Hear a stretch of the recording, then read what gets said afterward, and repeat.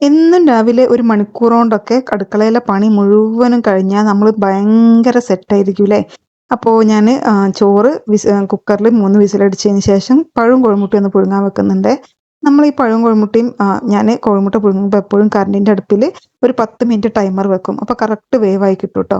ഇന്ന് ചപ്പാത്തിക്ക് ഞാൻ നമ്മുടെ ഈ ഫ്രോസൺ വെജിറ്റബിൾസ് വാങ്ങിയിട്ടുണ്ടായിരുന്നു. ഇടയ്ക്കൊക്കെ ശരിക്കും പറഞ്ഞാൽ ഇങ്ങനെ വാങ്ങി വെക്കുന്നത് ഇടയ്ക്കൊക്കെ ഭയങ്കര ഉപകാരമാവും കേട്ടോ.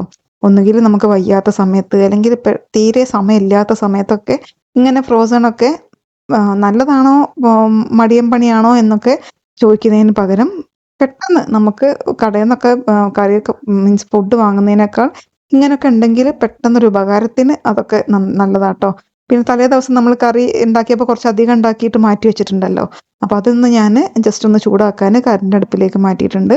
പിന്നെ അതൊന്ന് ഉള്ളി തൂമിച്ചൊഴിക്കണം. പിന്നെ ഉപ്പേരി ഒരു അടുപ്പിലുണ്ട്. പിന്നെ നമ്മുടെ വെജിറ്റബിൾ കറി ഒരു അടുപ്പിലുണ്ട്. പിന്നെ നമ്മുടെ പപ്പടം പൊരിക്കാനും ഉണ്ട്, മീൻ പൊരിക്കാനും ഉണ്ട്. എല്ലാ പണിയും ഉണ്ടെങ്കിലും 4 അടുപ്പ്, 4 ഇപ്പോൾ 5 അടുപ്പിലാട്ടോ ഇപ്പോൾ സാധനങ്ങളൊക്കെ ഉള്ളത്. അതുകൊണ്ട് തന്നെ മാക്സിമം ഒരു മണിക്കൂറൊന്നും വേണ്ട. നമ്മൾ ജസ്റ്റ് എല്ലാ സാധനങ്ങളൊക്കെ ഒന്ന് ഒരുക്കി വെച്ചിട്ടുണ്ടെങ്കിൽ പെട്ടെന്ന് പണി കഴിയും. പിന്നെ നമ്മുടെ കണ്ണ് എല്ലായിടത്തും എത്തണം കേട്ടോ. ഒരു അടുപ്പിൽ ഒരു സാധനം വെച്ച് മറ്റേ അടുപ്പിനെ മൈൻഡ് ചെയ്യാതെ നിൽക്കരുത്. അപ്പോഴൊക്കെ നമ്മുടെ വെജിറ്റബിൾസ് ഒക്കെ വെന്ത് വന്നിട്ടുണ്ട്. നമ്മുടെ റെഡി ടു മിക്സ് തേങ്ങാപ്പാലുണ്ടല്ലോ, അതാണെന്ന് വിചാരിച്ച് വാങ്ങിയത്. പക്ഷേ ഡെസിക്കേറ്റഡ് കോക്കനട്ട് ആയി പോയിട്ടോ. പേര് നോക്കാതെ പാക്കറ്റ് മാത്രം കണ്ടു വാങ്ങിയതാണ്.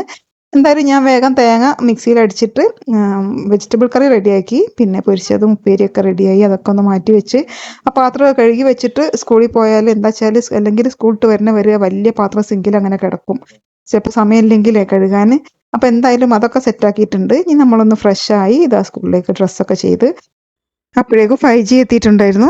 ഇനി നമ്മൾ റിലാക്സ് ആയിട്ട് എൻജോയ് ചെയ്ത് സ്കൂളിൽ പോവാം.